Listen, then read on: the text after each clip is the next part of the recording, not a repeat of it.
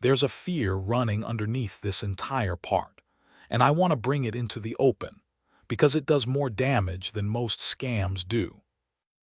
It's the fear that admitting any vulnerability, accepting a safeguard, letting a family member see a statement, saying, "I'm not sure about this," is the first step toward losing control of your own life. That once you concede you might be a target, someone will decide you can't manage your affairs anymore. That fear is completely understandable. It's also the single greatest ally the scammers have. Here's the truth. Safeguards are not surrender. Every protection in this book is a tool you choose, control, and can undo. The opposite of losing independence. The people who lose the most are those who stayed silent to prove they were fine.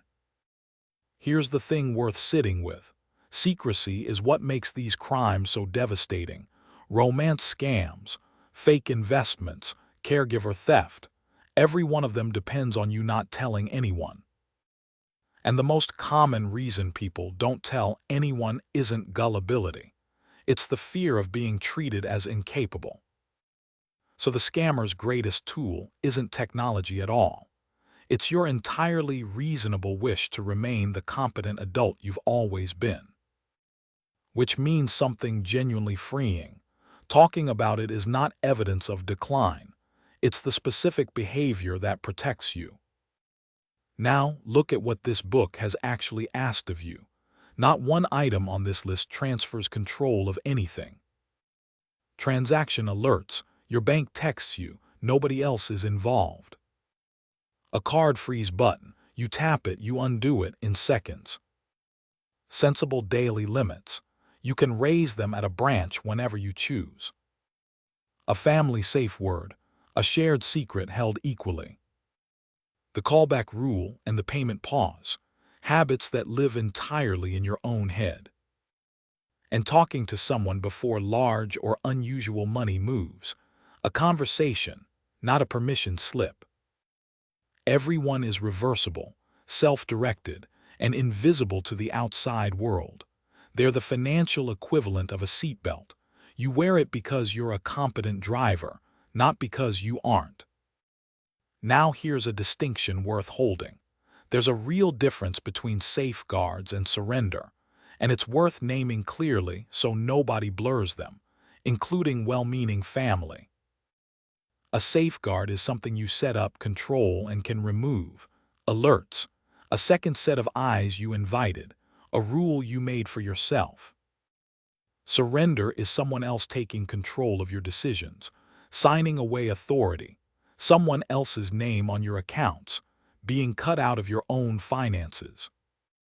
You are entitled to all the safeguards and none of the surrender.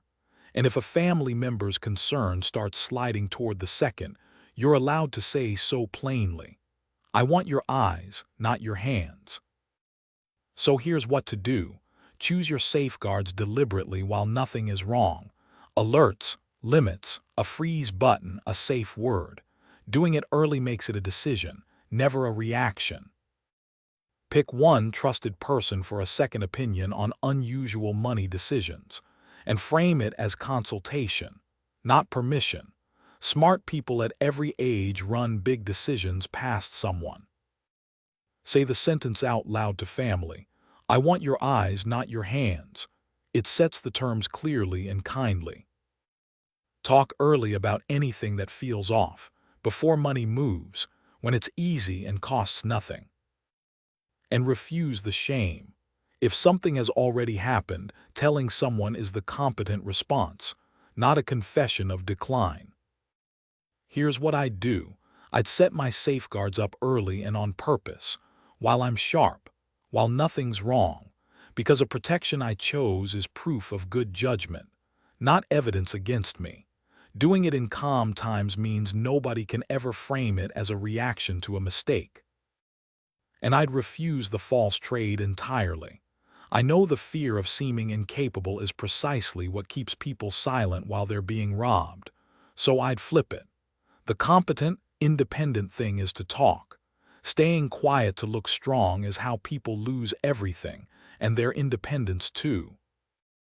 If I ever caught myself not mentioning something because of how it might look, I'd treat that thought as the alarm and pick up the phone that day. So let's practice. Something feels wrong about a call you took, but you hesitate to mention it to your daughter. She's been a little hovering lately, and you don't want to hand her ammunition. Run the reframe. Staying quiet to look capable is the exact behavior the scam needs. So you call her and say it plainly. Something felt off today and I want to talk it through. I want your eyes, not your hands. You've now done the most independent thing available. Used a trusted second opinion on your own terms, while keeping every decision yours. That's not decline. That's how sharp people operate at every age.